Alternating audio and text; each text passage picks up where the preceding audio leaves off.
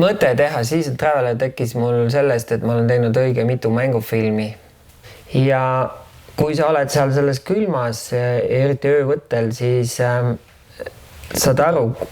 mis on nagu rõival ja rõival vahet, et millised materjalid töötavad sellistes ekstreemsetes tingimustes ja millised mitte ja sealt mul tekkis see mõte tegelikult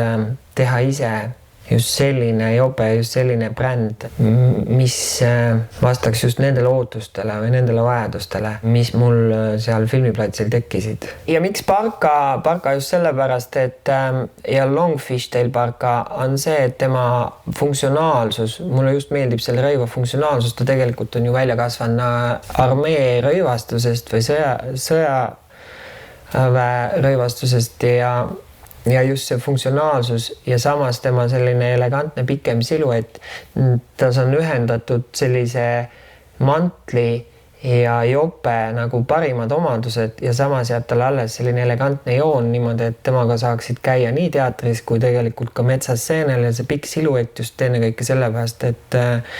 see kaitseb tegelikult, kui on vihmane ilm või kui sa lähed nagu metsa, kus on nagu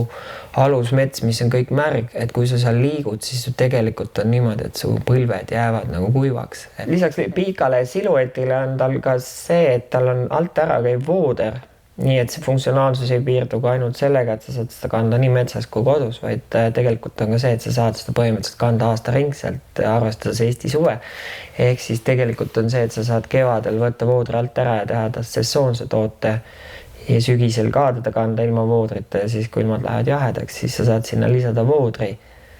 Ja sinna ma olen toonud selles mõttes funktsionaalsust veel juurde, et selle voodri sa saad siis ise sinna valida. Seasoned Traveleris on kasutatud võimalikult palju naturaalseid kangaid, sest tegelikult on niimoodi, et nendel kangastel on kõigil olemas need samad funktsioonid, mis võib-olla tänapäeva moodsatel sünteetilistel kangastel, aga nende eelis sünteetiliste kangastes on see, et nad toetavad sellist jätkusuutlikku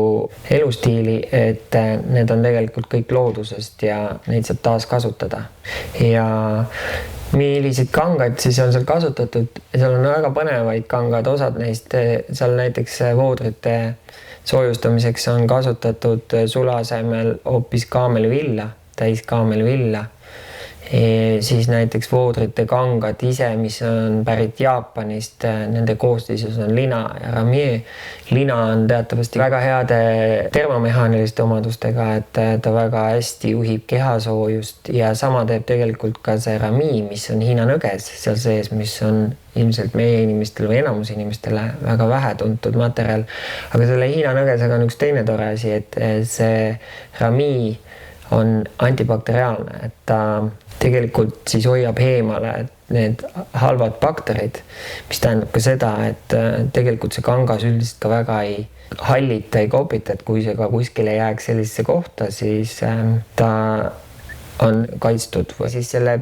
pealise osa kangaks on Ventail ja see on selline huvitav kangas, mis on kootud väga peene ja pikakeulisest puuvillast ja väga tiheda koega. See tähendab seda, et see materjal on tegelikult siis hästi tihedalt kootud ja puuvillal on selline omadus, et kui ta saab märjaks, siis ta tegelikult nagu tõmbab enda sisse või absorbeerib nagu palju niiskust ja paisub seal juures.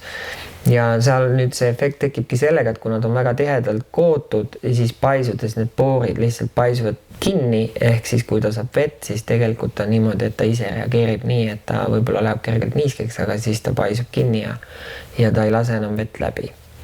Elu koosneb ootamatustest ja Seasoned Traveler on selleks, et sind nendest kaitsta. Praegu on rõivatootmises ja üldse nagu moetööstus või ikkagi väga tugevalt võetud selge suund jätkusuutlikkuse suunas või nagu jätkusuutlikkuse peale ja see tähendab seda tegelikult, et täna kõik rõivatootjad panevad väga palju nagu energiat sinna, et muuta materjalid keskkonnasõbralikumaks ja ennekõike ka see tootmised keskkonnasõbralikumaks, sest üks asi on materjal ja teine on see, kuidas seda siis toodetakse.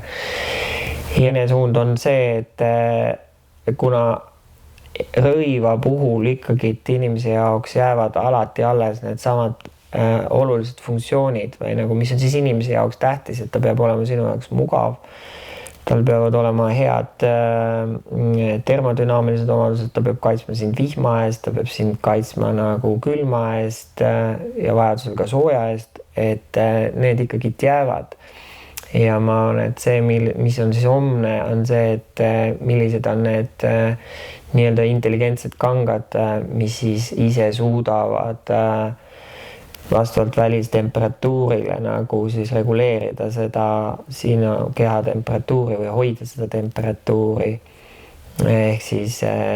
termosensoritega kangad või siis kangad,